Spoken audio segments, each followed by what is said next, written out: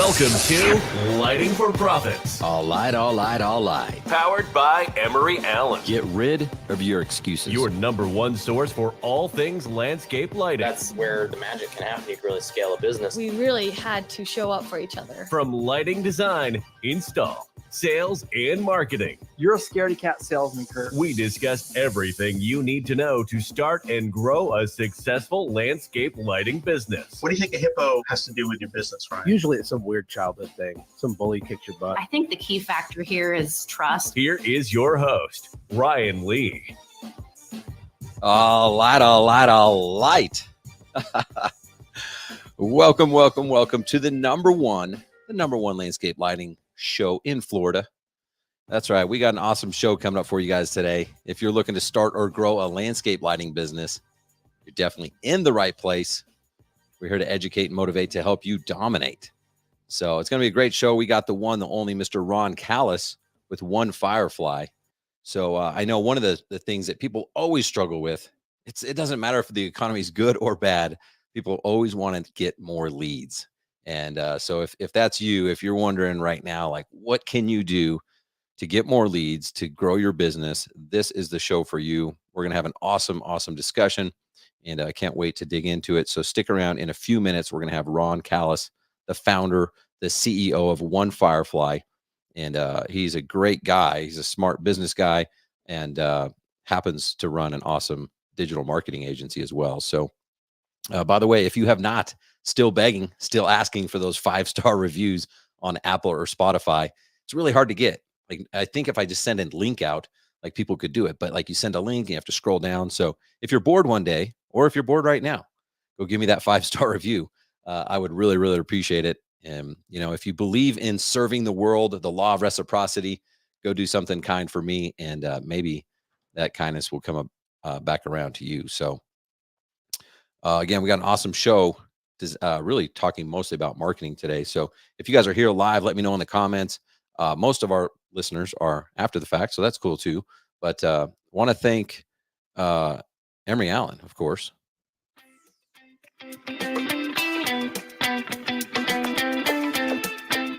So, a fixture is only as good as the source of light inside it. And, the light source is what your customers and future customers will ultimately see at night, and will result in thousands of dollars in return business for you, along with glowing referrals. Emery Allen believes every lighting professional should have access to a light source engineered from the ground up, dedicated to high performance when you need it most. At the end of the day, it's what's on the inside that counts. Take advantage of Emery Allen's world-class customer service. Get 10% off your first order and get access to their discounted contractor pricing.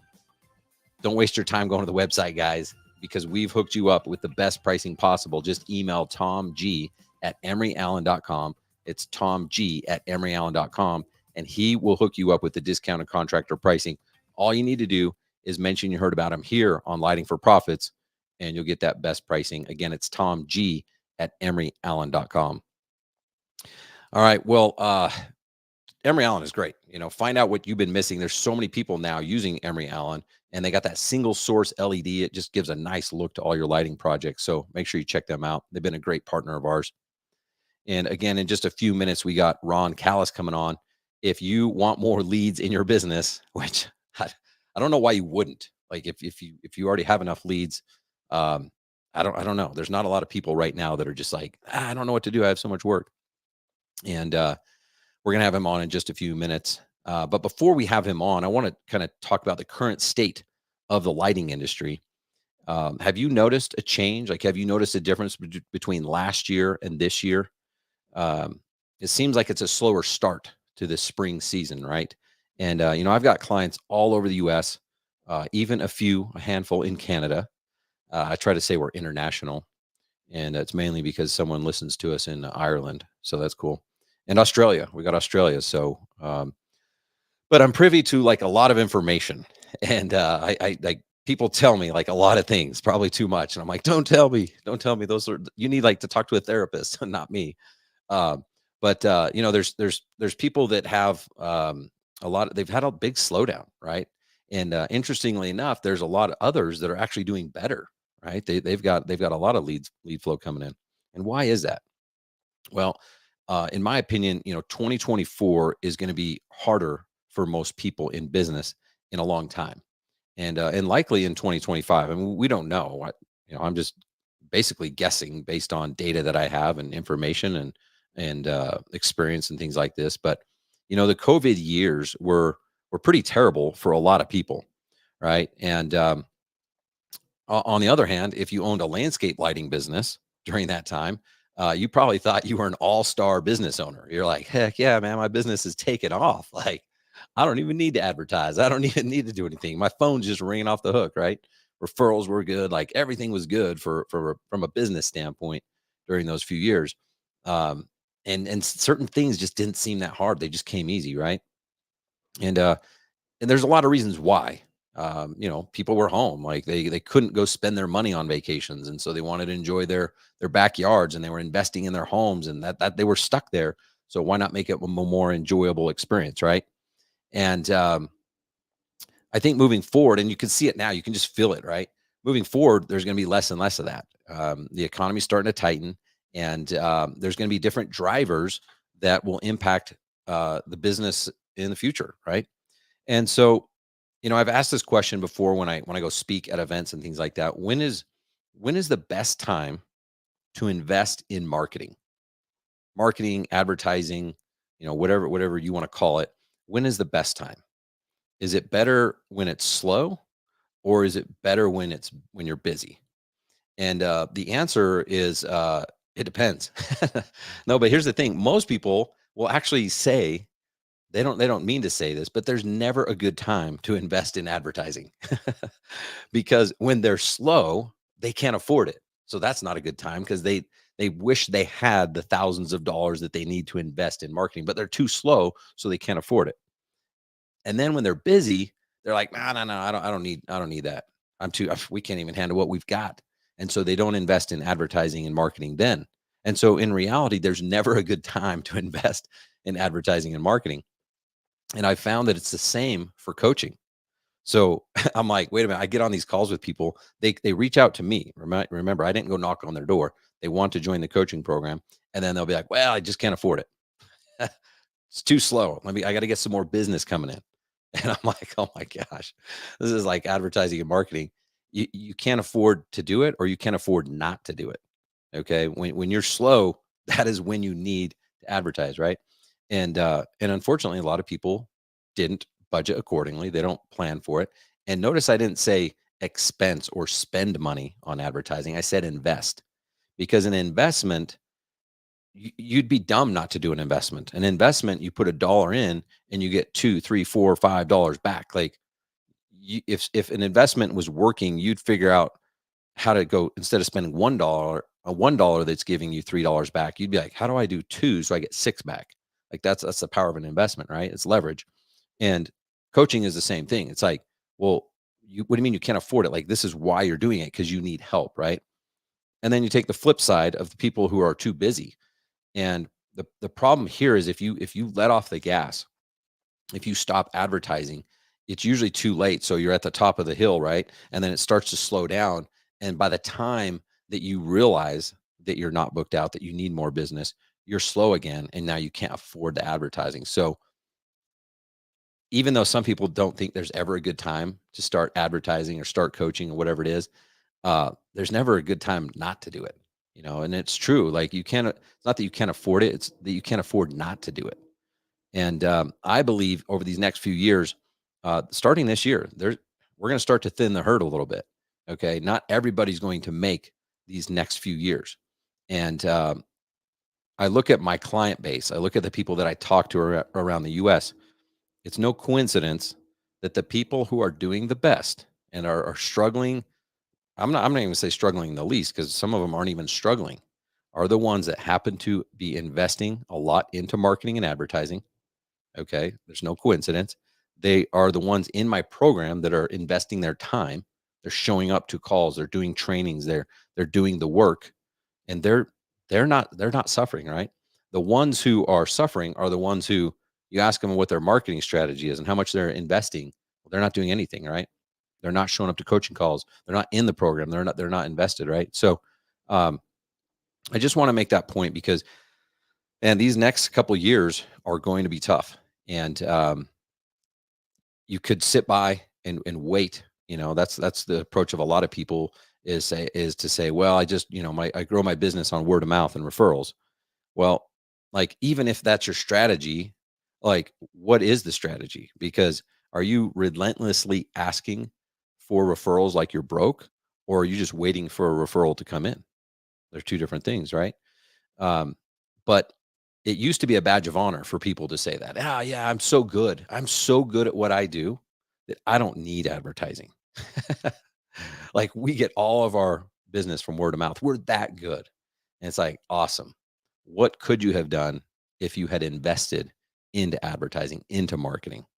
Because you could have been that much better.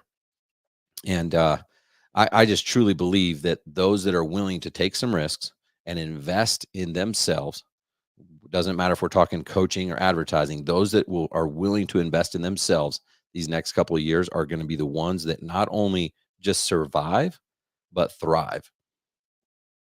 And I'm living proof of this. When I started my business was at the very end of 2007 in Texas. In the beginning of 2008 was when the housing crash happened. And it was hard. I mean, even in Texas was a great economy. We went from selling massive jobs to no jobs, right? And we had to pivot. We had to figure stuff out. And a lot of businesses went out of business those next few years. And we invested in ourselves. We started more marketing. We spent more money on websites. We spent more money on print, all the stuff, all the digital stuff on Google Ads. And that was the thing that got us through it, right? And it's just so crazy to see, because even before I launched Landscape Lighting Secrets, I had started this path toward digital marketing. And right when COVID happened, I had half my clients, like literally like the day or two after, like the world just shut down. If you guys remember, like it was like literally like a day where it shut down. They called me in panic and said, we got to turn off our marketing. We don't know what's going to happen. What are we going to do? Right. And I'm just like, holy cow, like, I can't believe that's people's mentality. It's like, we don't know what to do, so just turn it off. It's like, that doesn't even make sense to me. Right. But I saw it. Right. And what happened to those people? Like, they didn't do as well. And some of them figured it out sooner than later. Like a few months later, they're like, hey, can we turn it back on? I'm like, you probably can, but not with me, because I pivoted and I started Landscape Lighting Secrets. We're not playing that game anymore. So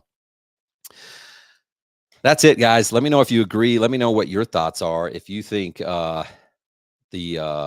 economy is going to tighten up, but I'm excited to have our guest on, and it's time to get to the rest of the show, because I got a ton of questions for him, and I want to dive in deep into marketing. So let's get our music going. Let me know if you guys are ready. Let's go.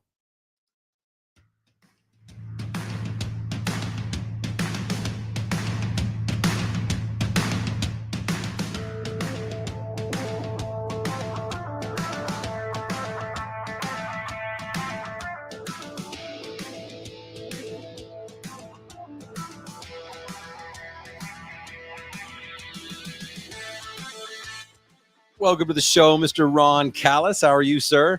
I'm good, Ryan. Thanks for having me.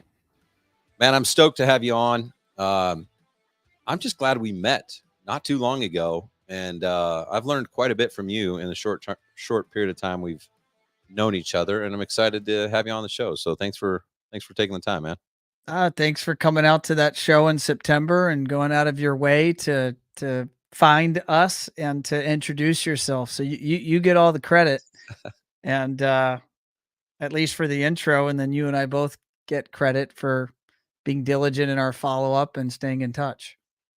Well, you know what? Before I have you introduce yourself, I want to talk about that, because this was at the show CEDIA, which is a home automation show, and I don't even know that I'm still learning the terminology of that industry. But I went there, and I was so blown away. And I've gone to other industries.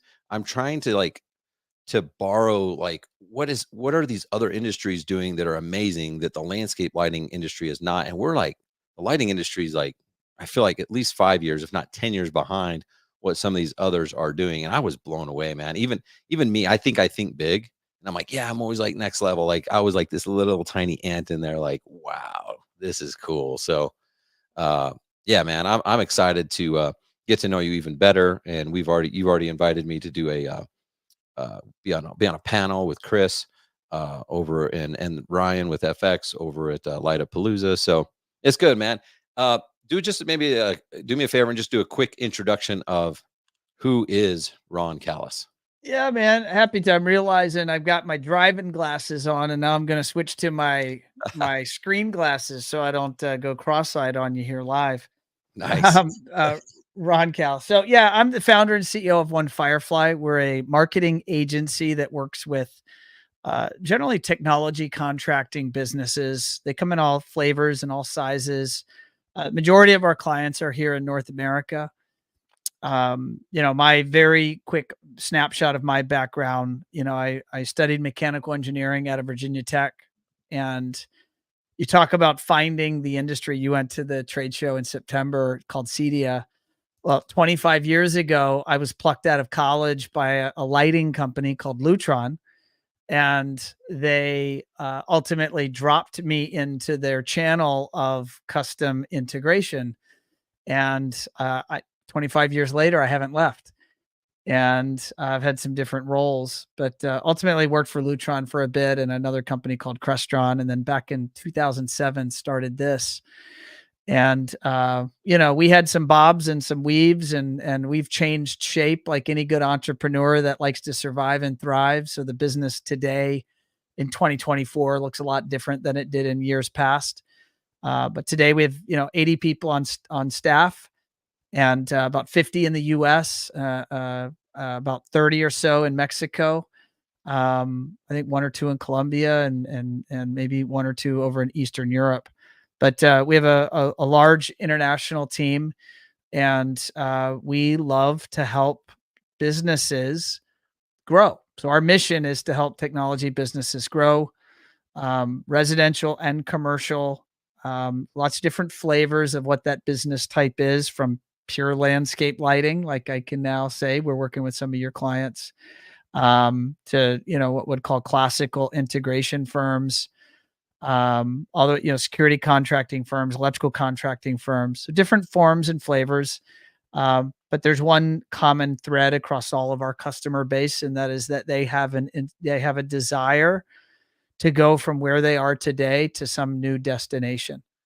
And that could be revenue, it could be profitability, it could be they want to enter a new market, could be they want to enter a new category, but they want change in their life, and they believe that marketing is there to aid their business strategy. And when that business owner believes that is possible, that's very much in alignment with what I believe.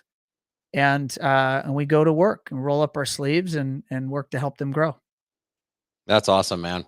Well, first of all, congrats on your success so far, man. It's freaking awesome.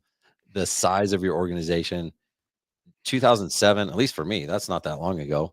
Go from, you had never owned a business before that, right? No, I hadn't. I had the benefit of calling on small businesses, right? They were my customer for 7 Mhm. years when I was with manufacturers on the sales side, a sales engineer. And so I'd like to think I got a bit of an MBA and just working alongside small business owners and Totally. watching, model businesses and great operators, and maybe equally or in greater numbers watch poor operators, a lot of what not to do. And but there's no replacement for the grit and challenge of really being an entrepreneur and just kind of getting your hands dirty and going in there and making a bunch of mistakes. And ideally, if you're strong enough, strong-willed enough, you don't have to really be smart enough, but that you can be smart. But if you're just gritty enough and stubborn enough to not die and not go out of business, or even if you go out of business, you're willing to restart. If you last long enough, you can learn a lot of lessons, and you can get better. And I really believe in growth, and as a personal hobby, I like to study and learn and grow, and people on my team are very much in alignment with that. And if you're willing to grow and learn from your mistakes, because I've made plenty, maybe most of them, then you have an opportunity to really thrive. And we could maybe talk about some of those ideas, but I've just gotten better at ultimately surrounding myself with talent, and when I make mistakes, because I still make them today, but I try to make less of them. And yeah, we're That's growing, we're cool. profitable. It's fun. So I've never grown a business to that size. What's been the hardest stage? Is it easier now because you have so many people, or is it more complicated? Was it harder at the beginning because you were doing everything, like starting, growing, scaling? Like, It's what- all hard. dang it. It's all hard. But it's the game, right? So it's really, in my mind, it's how do you view it? I'm the way I view it today is that I view it that what we at One Firefly, like, we are trying to do hard things. In particular, we're a growth-minded company. So just to say that is easy, but to do it is very hard. And to do it consistently is very hard. Right. So this business, I made a big pivot back in 2015. And that pivot was to stop doing some business unit services that were less fun or less profitable or less scalable. Mm. It was very humbling for me to say no. For example, I had to say no to the engineering services, how I had actually launched the business in 2007 as an outsourced engineering service. And I had to say no to those things so that I could say yes to the marketing business that we had been providing since 2008, but we had never given it our undivided attention. I had never given it my undivided attention. And when I did that, and I aligned my team around me towards that mission of being a great marketing service provider to our space, and accepted that the size business, maybe the org chart we had, the roles and responsibility of people on the team would likely have to continue to adapt and be changed and modified at every plateau, right? The business that gets you to $1 million, the structure is not likely the same structure that gets you to 3 million or 5 million or 8 million or 10 million or 20 million. And you have to be ready to go play that game, because it's like Legos. My son's 15, but he and I still will play Legos. And you build something that's beautiful and you sit back and you're proud of it. But I find, at least from my experience in business, you then got to be willing to take that beautiful thing and tear it apart and rebuild it in order to put it into a new structure that then is capable of further scaling. And so you have to have that understanding. You then have to surround yourself with people that are ready to go down that adventure, go down that path. It's definitely not for everybody. But when you do gain clarity of what you're trying to do, and I'm proud to say since that decision in 2015, we've grown a minimum of 20% every year. Nice. Every year. This is That's their awesome. 8th or 9th year in a row of 20% plus growth. And so to do that at the size we are today, dare I say, it's even more hard, because now to continue on that Bigger journey, numbers. Yeah. it's now, you got to add millions to the It's top easy to grow line. by 20% when you're a $300,000 company, I'm not going to say it's easy, because I was that $300,000 business, and it feels at that time like the hardest thing in the world. But one of the I won't say it's a secret, I think it's pretty well known, but one of the hard things that I had to learn, and maybe anybody watching this might empathize with, is that it's hard to ultimately delegate and elevate and let go of the vine of roles and responsibilities within the business. In many cases, delegating to people that might do that thing better than you. That's very humbling for a hardworking entrepreneur that's maybe putting in 80 hours a week or 100 hours a week or whatever you have to do to thrive. But when you can do that, and in particular, if it's a weak spot in your business, something that needs to get done at a high level, and you aren't the greatest at, when you can bring that person into your team, whether it be coaching, like what you do, Ryan, or whether it be you bring in a great CPA. Like, many people watching or listening are probably not great at doing taxes or finances, right? Or a great bookkeeper, or a great salesperson, whatever that role is, whether it's an employee or a consultant or a contractor. When you bring those great people into your life as an entrepreneur, it lets you step function up, and you get more done. Things get a little bit easier. And that's one of the things that I've learned along the way. Okay, you just said one of the things, but you just shared like 262. One of the Yeah. things I wrote down was what got you here won't get you there. Yeah. And I'm going through that right now in my business. We had a Mhm. lot of really early success and a lot of good. I mean, at the time they were great. Now looking back, it's like those are good things where our future self wants to be. So we're pivoting. We're adding some people into place. Then you talked about elevate and delegating. That to me is, I think, just from an outside perspective, looking at other businesses, is probably the hardest thing for people to do. Yes. And it's not just of like the humbling thing of like, man, this person's better than me. Like I think it's even harder to delegate something that you're good at, because there's a difference between being good at something and being able to teach and lead it. And Mhm. most entrepreneurs, in my opinion, suck at leadership and training and training and training and training. Like and so they just blame people. And they're like, yeah, I tried to hire someone and it didn't work. I mean, they did this, they did this, they did this. And it's like, well, how much did you invest in them? Yep.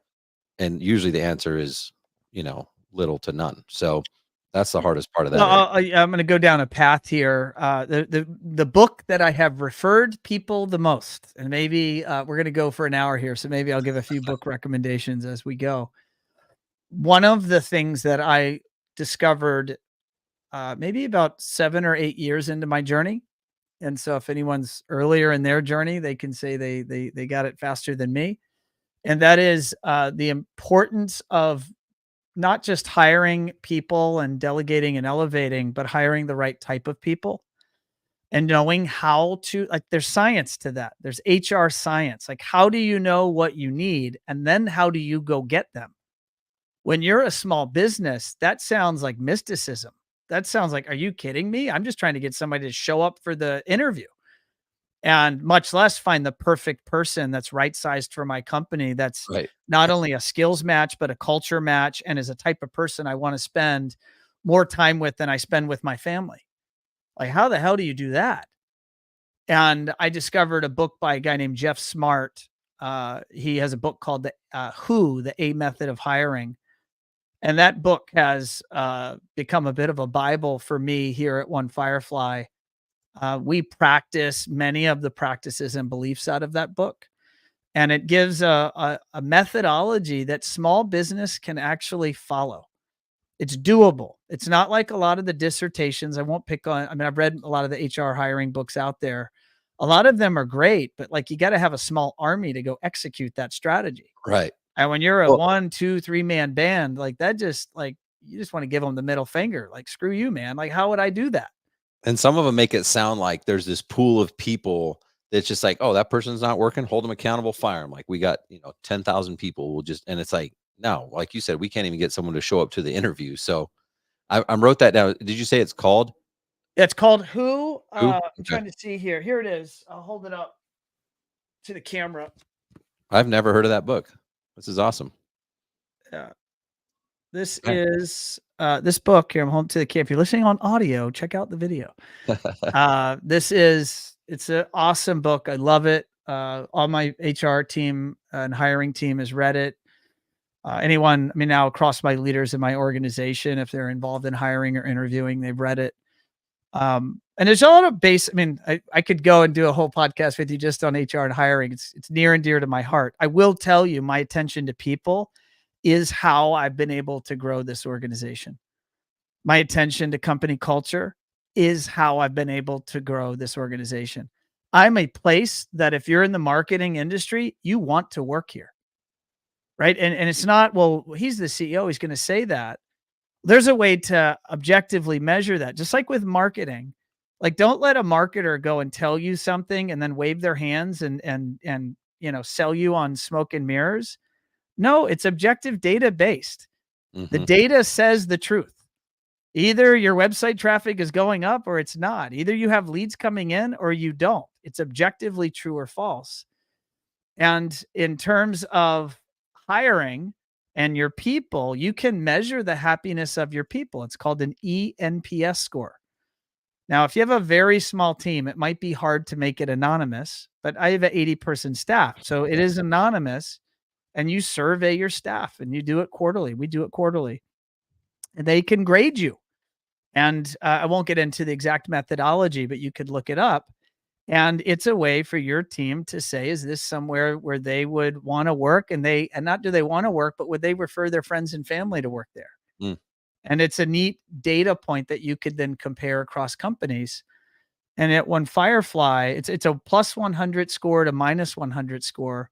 Like Apple is like a 30, just so you have relativity here. Yeah. To work at an Apple store, it's like a 30 as a score. Our score at One Firefly this quarter is like an 83. Nice. It's crazy high. That's and does it awesome. mean because we're not demanding? No, we're very demanding. But we hire the right type of people that want to be in this environment and want to work with peers that believe and act the way they do. And that science of, well, how would I go do that? We just follow that book.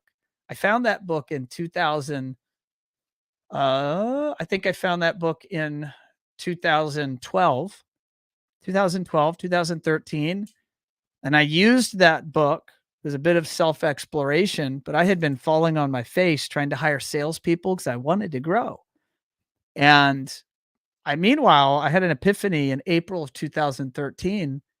And I looked in the mirror and realized I was the best salesperson I knew. I didn't need a salesperson. When I brought the work in, I needed it to get done in all the ways that I had just promised and committed to my customer that it would get done. And I had operational holes in my business. I had financial management holes in my business. And so I went and took a period, actually took me, 3 to 6 months, and really worked hard to define what was that role, that job function in the business that I needed, that would 1 + 1 would equal 3. And that's the skills I need. And then who would I want to work with every day? And then I went through a process of casting a net, and I ultimately brought that person in. That person is still here. That person is now my CFO. That's awesome. So it's like when you bring the right people in, and we've done that, now look at doing that in your sales department, in your project management department, in your customer service department, in your bookkeeping department. And if you keep scaling out and putting fantastic people on your team, if you admire maybe another luxury or another landscape lighting company that's big and successful, I promise you, they're probably very good at bringing in stars, bringing in talent onto their team and keeping them. I love it. That's awesome. I appreciate you sharing it because I wanted to, I don't know. I wanted to pick your brain on business because you've obviously figured a lot of things out that a lot of people haven't. And I didn't know where it would go. So I appreciate you sharing that. We haven't talked about marketing yet, but yeah, I'll talk business or Oh, HR all day long, man. I love the game of business. It's a passion of mine.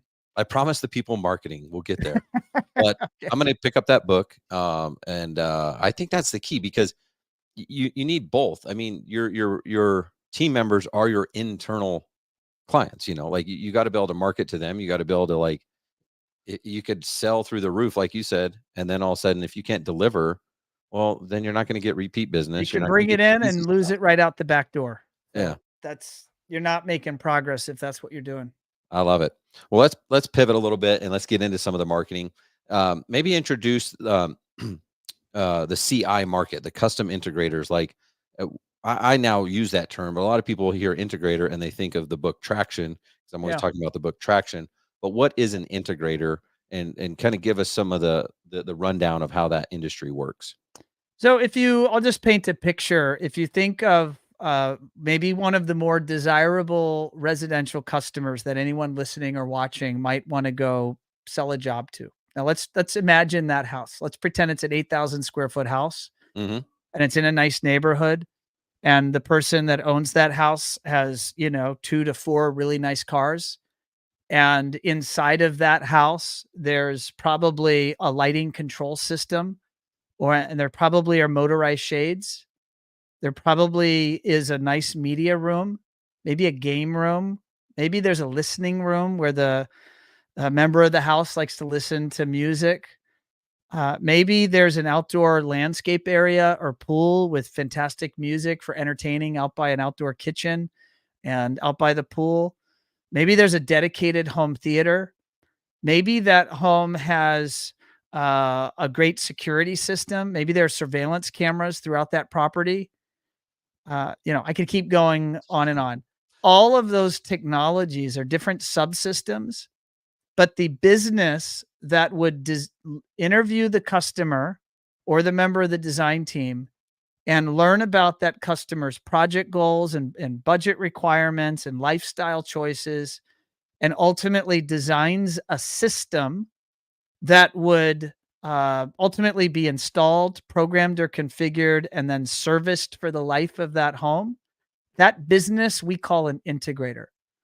They have a lot of synonyms. You could also call them a technology professional, technology contractor, right? They generally, though, the common colloquial way to refer to that business is an integrator. And the channel or the industry that does that work is called the custom integration industry. Depending on who you talk to, there's somewhere about 10 to 20,000 of these businesses in North America. You could double that plus if you're looking at a global market. And those businesses sell the majority of the cool technology to the vast majority of the wealthy, the super wealthy, and the uber wealthy on planet Earth. So if there's anyone that you have ever watched on TV or in the movies, any artist that produces music, any ball player of any sort of game, it's those people and then the people that actually pay them, right? So remember, someone's paying the ball player. That's the real money. The ball player has money, but the boss has the real money. And all of those people, the wealthy, I mean, again, I don't want to be political. I'll be apolitical. I'll be Switzerland here. The wealthy are getting wealthier in this economy. It's not fair. I could go as far as to say maybe it isn't fair, but it just is. Mm-hmm. And so that wealthy consumer likes nice things. And that wealthy consumer has in many cases, a beautiful yard and a beautiful property that would really benefit from landscape lighting and hardscape lighting to beautify their environment. And the custom integrator, by and large, and you and I were just at a conference, Ryan, together in February, the custom integrator is just starting to discover outdoor lighting. Some of them, do it better than others, but it's an interesting, and I don't know if you want to take it there, but certainly for some of the folks here that are doing Christmas lighting or landscape lighting, to either model what are some of these CI businesses doing, right? These CI businesses in North America are generally generating anywhere from a small business would be 500,000 in revenue. That'd be a very small business. An average custom integrator is somewhere probably 1 to 5 million in revenue. And some of your largest custom integrators are doing 20 to 30 million in revenue. And so the folks listening could model maybe some of the methods that these CI businesses are practicing in terms of building their brand or doing appropriate thought leadership style marketing to the consumers. And or they could look at collaborating, right? There might be opportunities for them to meet these people and ultimately help each other. Maybe you're in projects, you could bring in an integrator, and maybe an integrator could bring in a landscape lighting company, and they could collaborate and do great work together. But that's a long-winded answer to your question. What is custom integration?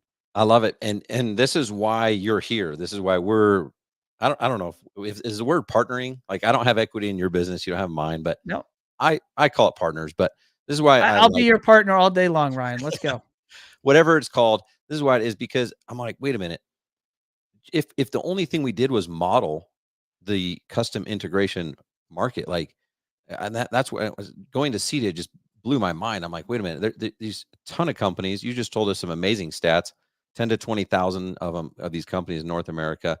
And yeah, the small ones are doing like $1 million, and that's like a big landscape lighting company.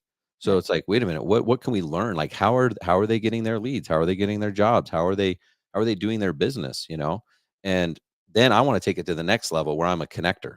And it's like, hey, let's connect you guys. And if you have an integrator who's like, dude, we are not going outside. The last thing we want to do is go trench through the yard or anything like that. Well, then you're going to hook them up with one of my clients, and we're going to connect them. And then the other ones are going to just do it. There's these bigger companies are going to just start a lighting division, and they're just going to bolt it onto their existing business. They have the infrastructure, they have the resources. It's just a no-brainer for them to bolt on.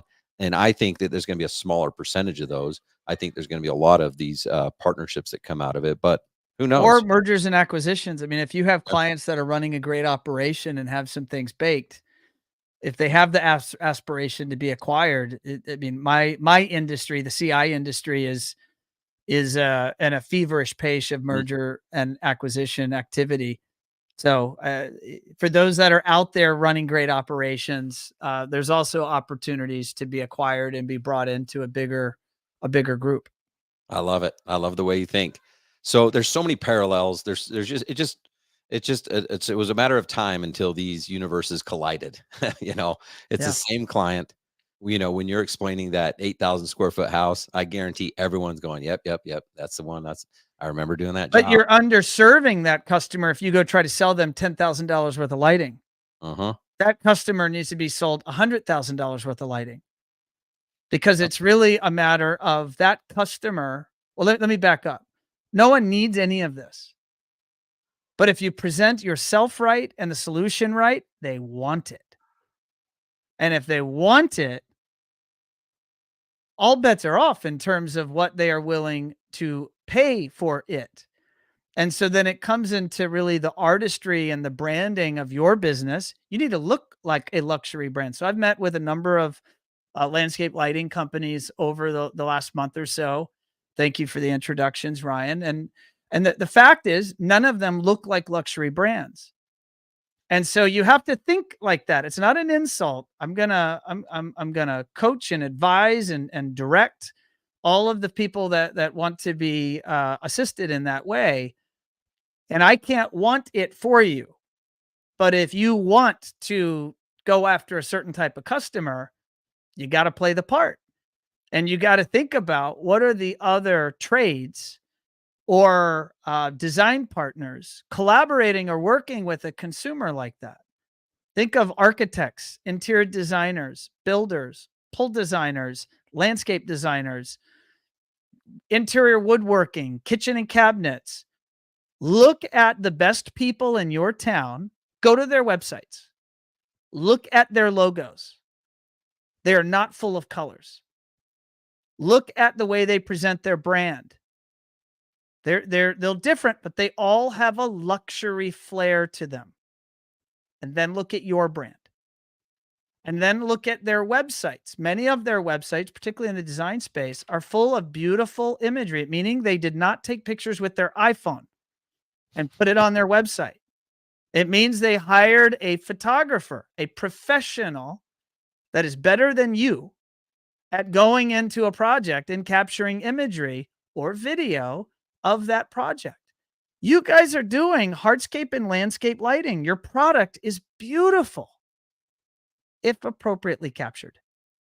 And so when you capture that content, put that on your website, put that on your social media, and elevate your brand, look like you're worth it. And then when promoting and offering solutions, and I know I'm not the landscape lighting expert, but I am a practitioner of helping you present yourself as a luxury brand and presenting your offering as luxury solutions that people will want. And so when you think about that, do not sell with your wallet. You are not the consumer that is ready to spend $100,000 on your landscape lighting. So do not put the products that you would put in your yard. Put the products that this customer, if appropriately positioned, would likely buy. Or don't go with 15 lights. Go with the 50 to 80 lights that will actually do the job right. And then show the imagery of, well, you could do it this way, but if you really want what's best, you could do it this way. Give the client options. Option A, option B, option C. But this gets into selling tactics, but you really you really need to maybe know the custom integrator is selling that customer. Let's say it was a $5 million house. They're selling that customer 50,000 to 250,000 and up worth of technology in the home. So what is it to sell that customer $50,000 to $100,000 to enhance their front and their backyard? You know, maybe their outdoor areas where they're going to go and entertain their friends and family. A lot of neat opportunities to think creatively about how to inject that into marketing and messaging.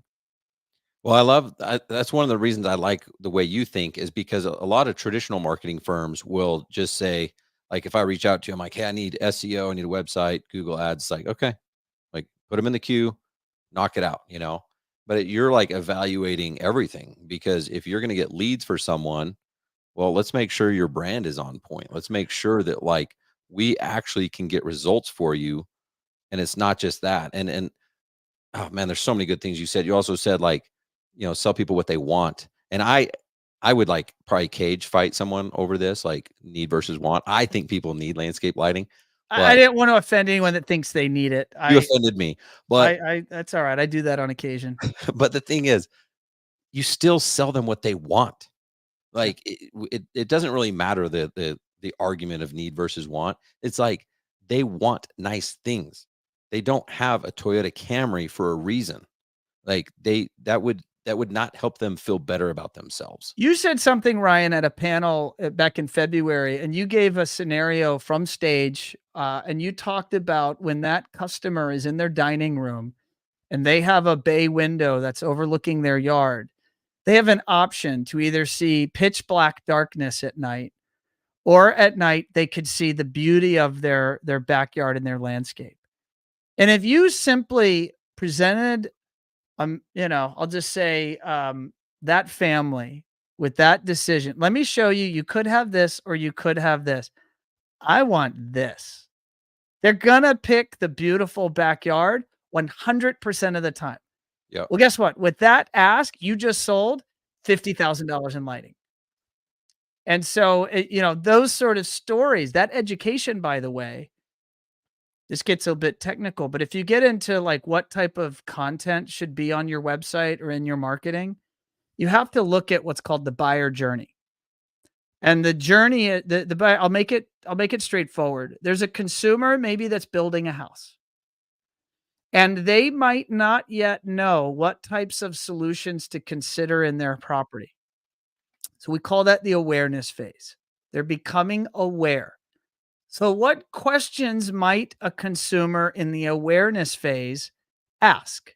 What might they go to Google and ask? That question and those answers and that educational content should be on every person listening to this on your website. And then as they move further down the process of making a decision, they become aware of landscape lighting or hardscape lighting. And now maybe they are asking more detailed questions. Which brand fixtures should I use? Should I do warm dim? Should I do tunable lighting? Should I have a lighting control system? Do I need a lighting control system?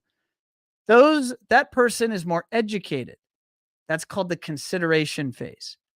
All of those questions and all of those answers should be on your website and should be in your marketing collateral. And then you go down to the last step. This isn't the last step in the journey, but it's the last step before they hire you, which is they're going to make a decision. So now they know they want some stuff. They think they know some brands, some lingo. Now they're trying to decide, do they hire you or you or you? Well, all of that selling and presenting of your value proposition, your differentiation, your brand value, what makes you special? This is where you toot your own horn.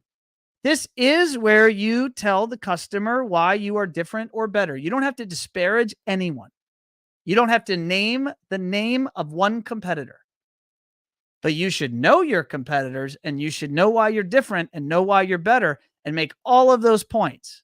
And you'll do that live with the customer, and you'll also validate all of that in your marketing and your messaging. And when you do that, And I would challenge you do that in an upscale way. You allow that consumer that is on the internet to conduct research and to gain an increased appreciation for your business, your approach to business, because you're there educating. And you get to ultimately, you've enhanced your brand in the eyes of the customer before they've even met you. And the way that you know, and I just want to translate, I would challenge translating away purely from the dialogue of leads, because marketing is about branding, positioning, and certainly it could be lead generation. But if you've really thoughtfully approached the way you present your business in person, through physical assets and through online, then you have made it easier for that person when they ultimately make contact with you. You're going to close them faster. You're going to close them for a higher dollar value. You're going to close them with less friction. Now, here's the thankless part of this. You were a marketer. I am a marketer. Often marketing will never be thanked for making any of that happen. The person will double and triple and quadruple their business, and then they will come to the marketer and go, yeah, but you had nothing to do to that. Dude, you had nothing to do with that. This happened because I'm particularly wonderful. And the marketer goes, maybe. But I would challenge that building your brand is a really good idea. Actively communicating with your customer base, a really good idea. Getting really clear on the avatar, your ideal customer, and then putting your business in front of them as often as you're willing to invest to make happen, a really good idea. And when you do that consistently, marketing becomes the wind in your sail. Your ship is here and it's heading to that next destination. That next destination might be, I want to do business in this new town. I want to grow my higher dollar value projects. I want to add a new product line or a new niche type of solution to my offering. That's a business strategy objective. Marketing is the wind in the sail of that boat that helps you get there. Love it. Well, I forget about things that I used to know, right? And like some of these things I still practice and then I forget I do. But like what you just said is like, I think a lot of people just expect marketing is just for the people who are like ready to buy now. And it's like, I don't know what percentage, but it's got to be less than 5% of people that are actually ready to buy now, right? In that funnel. And like a lot of that marketing starts at that awareness phase. And most of us aren't patient enough. It's like, but no, Ron, here's $1,000. I just need some jobs. Like, make magic happen. But you need to convert those awareness people into, what was the next phase you called it? Consideration. Like you need to convert them to the next phase. And if you're sending messages of buy now, look how awesome we are, to the awareness phase, that's just going to screw everything up. Yeah. That's a turn off. I think how many businesses are doing that when they approach you?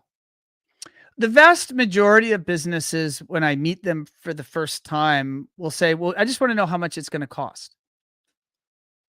And I'm like, I don't even know you. I'm not going to give you, I don't even know what you need. I mean, the only way, and it's just our approach at One Firefly, anyone that's listening that I've already talked to, I've talked to a number of your clients. I ask a lot of questions, sometimes for 30 minutes, sometimes for hours, before I could even propose what I think might consultatively bring value to you. And so I need to know where you're at today. I need to understand what you're trying to accomplish. I need to understand, what are you currently doing? What is working? What's not working? I need to know your benchmark performance, across your website, your social media, your email. I need to know all of that in order to then bring a set of recommendations. And to play on that word integrate, we like to offer integrated marketing solutions, right? Nice. It might require a bit of SEO and content creation. It might require email marketing, outreaching to your customers. There might be a social media or social advertising play. There might be a Google advertising play. There might be just some straight project work that needs to happen up front, working on your identity, working on vehicle wraps or your website or brochures or collateral. So it's a simple framework is through discovery and then evaluation. We, One Firefly, can then offer projects that probably make sense and recurring activities that probably make sense. Okay. And the recurring activities will fit into paid advertising strategies. Often when people say leads, leads, leads, that often means, and I need it now, that also means there's some sort of paid strategy. Right. The slower, but I would say ultimately better return on investment is methodologies where you're building search presence on the internet, often through SEO type activities that allow you to build dominance around search categories in your marketplace. That would be ultimately valuable to you to be getting web traffic from that, not just in the moment you're paying for it, like Google Ads, but ultimately over months, quarters, and years into the future. So that's why an SEO, a proper, because there's a lot of charlatans out there, but a proper content-driven strategy for SEO where your content and site is actually getting indexed, that is the methodology that delivers the best return on investment, because I ultimately am going to pay one time. I own it. It's called owned marketing, Mm-hmm. but it could deliver me traffic for years, and it could deliver me lead generation for years. So it's really a matter of ultimately throttling. And this is where we design the right mix Okay. of what are the things to do now versus what are going to help me have that visibility years into the future. So SEO is more is probably the best ROI. What would be the fastest ROI for someone? Google Ads. Okay. And Google Ads. I've heard of a lot of landscape guys doing Facebook ads, and I'm not here to disparage that tactic. Generally, Facebook and social media advertising is not a bottom of the funnel tactic. Not one that we've practiced and seen consistent results. Google Ads is a bottom of the funnel tactic. It also is more expensive. A Google ad strategy is going to be about 10 times the expense of a Facebook ad strategy. Mm-hmm. So people that are going, yeah, well, I only have money for Facebook ads. Well, just throttle your expectations of what you plan to get from that. And I'll give everyone the quick science behind it. Facebook advertising has you, the business, defining an audience that you want to be in front of, and you're putting your message in front of them and hope they take action. Okay? I'm going to inverse that and describe Google advertising. Someone is on Google typing in, looking for landscape lighting installer in St. Louis, Missouri. That person is much closer to what's called commercial intent. They, the person with the credit card, are on Google typing something in, and they're looking for an installer in your town. Yeah. They are probably more likely to buy. So you can get found through Google advertising or organic placement through SEO or local SEO through refining your Google business profile and your search directories, right? So there's really multiple strategies today. I don't want to get too technical to ultimately dominate that page one of search. I love it, man. I'm with you on all this 100%. I think a lot of people they'll do what their budget allows instead of putting constraints around that, saying just because I have some money doesn't mean I should throw it at Facebook, which is top of funnel. You might need to change your approach. I'm going to throw out some numbers at you if you'll let me. I'll just to give people, like, from my point of view, what should you be spending on your marketing? Doesn't mean on digital marketing. It just means on your marketing. If you're a $1 to $10 million business, you should be spending somewhere around 2 to 5% of your projected revenue. That should be your marketing budget. Okay, so you can do the arithmetic and back solve what that amount of money is. If you're less than $1 million in revenue, then that number is probably anywhere from 5, depending on where you are in your journey from startup. It could be anywhere from 5 to 20% of revenue just put enough energy into your business. You got a flywheel here. All right. You're trying to get the flywheel to turn.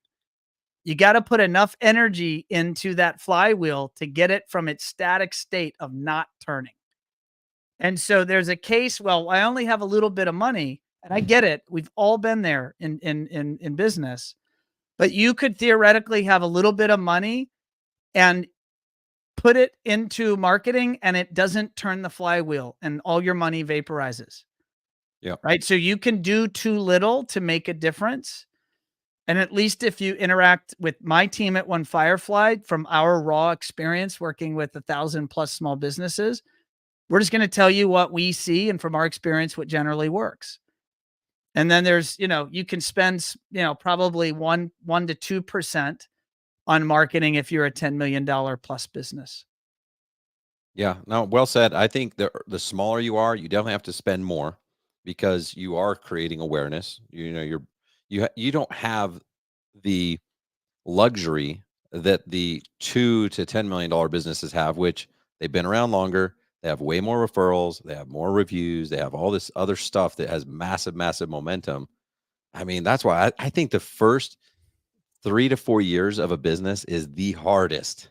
I mean, let's say actually the first 2 years are not that hard because you're still in like fantasy land, like, honeymoon, like this is awesome. I love being an entrepreneur. But then those next 3 years after, they suck, man, because it's a grind. And unless you have like a trust fund or something, like you're literally creating your own economy, and it's a challenge for sure. I launched my business in November of 2007. And if any of our listeners remember 2008, what happened in 2008? Mhm. The Great Recession kicked off. And it was the most humbling, challenging years, maybe in a long time, to try to start a business. And through that period, I made every payroll, and we figured it out, and we fought tooth and nail to ultimately grow. But what you learn is that you have to find a way, and you have to find a way. And I remember many a week where payroll was on Friday and it was Thursday, and I didn't have the money in the bank account yet to make payroll on Friday. And all that meant to me was I wasn't done. My Thursday was not over until I called enough people and ultimately made it happen. And that's the same. I mean, to run a business and to be in that kind of sub $1 million territory.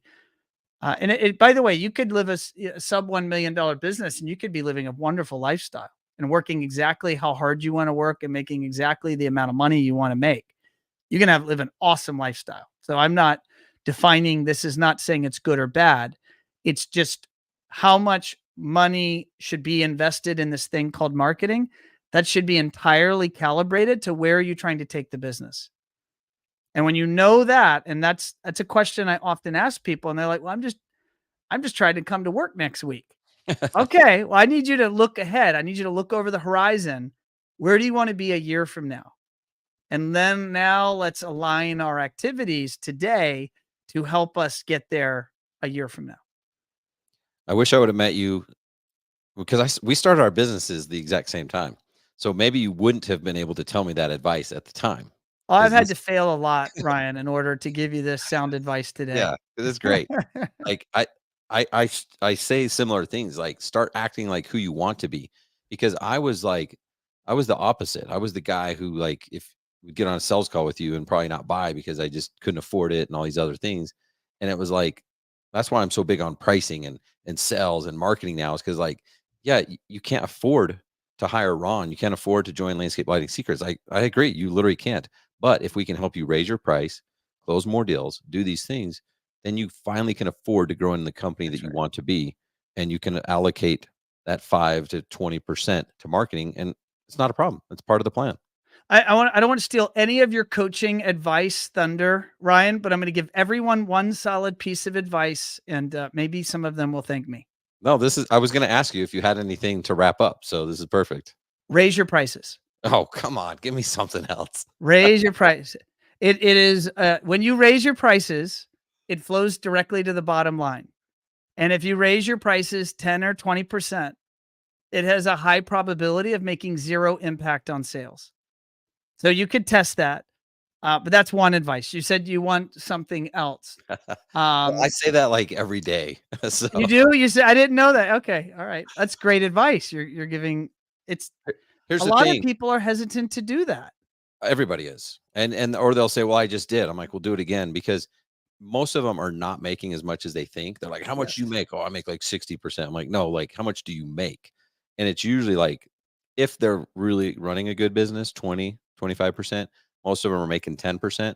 So you Right. raise your price by just 10%, you doubled your income. Like, you doubled your profits on one small move. And now you can afford to spend 10% because you have the 10%. You just created it out of nowhere. And then when you invest it into marketing, that blows up. I mean, you get a return. Every dollar invested is going to give you a huge return. You started out this podcast in your monologue, Ryan, talking about when's the right time to do marketing. And you were maybe joking a bit and saying that most business owners would say there's never a good time. I would challenge that everyone listening should design into your P&L for maybe, depending on your fiscal year, maybe if it's too late for this year, so be it. Think about it for next year. And or if you aren't actively managing your P&L, then take this advice and do this now. I was going to say, they're not doing that anyway. So just start now. Start now. And that is design a P&L cost into your business for marketing, and design on an allocation. Know that money is not yours. It is the business's. It is the oxygen for the business. You could use that money to hire someone to do marketing in your team. Although if you're sub 1 million, or there's certain size, I would generally say for many cases, sub 10 million, it often does not make sense. It's probably better to outsource. But ultimately define that amount of money and then break it into quarters and then break it into months. And now you have an allocation of spend, and then go out and seek the right partner that you feel comfortable with, that you trust, to ultimately help you align with your business goals to help you grow the business. And that's it. In my business, I spend 7.5%, just to put it out there. It was 5%, and then it was 6%. And then a year and a half ago, I upped it to 7.5%, because I was looking ahead and I saw some economic challenges on the horizon. As in the residential construction world, people would likely start coming off the sugar high of COVID money, which I think at this point we're off the sugar high of the free money from COVID. Mhm. And the peak levels of demand for residential construction, right? Because people were spending money on their houses and not taking vacations. Now that's changed a little bit. And so maybe we're now back into a 2019 normal, which means that we need to be investing in the visibility of our business. We need to be actively marketing to our customer base. Anyone that has given you money in the past, you want to be in front of them regularly, because they're going to refer their friends and their neighbors. That is your single best source of referrals. So you want to be actively in front of them in a polished and professional way where you're delivering value. And you ultimately want to find that right marketing partner that's going to help you achieve those business goals. And if that marketing partner fails you, do not abandon marketing. Go find a different marketing partner, because marketing is not bad. Maybe the partner was not the right partner, or maybe the strategies were not the right strategies. So it's just knowing marketing is a constant in your business. When my business started, people always had this perception that we were much bigger than we were. We were a very small business for a long time, but you did not know that by looking at our website and or looking at the presence we put out on this thing called the internet. All of you watching and listening could do the same thing. Well said, man. All right, we'll wrap it up there. Ron, thanks a ton, man. I appreciate you. You shared a lot of valuable things for us today, and looking forward to working with you some more, man. Hope you have a great day. Likewise. Honored to be here. All right, guys, that was awesome. Hope you took notes.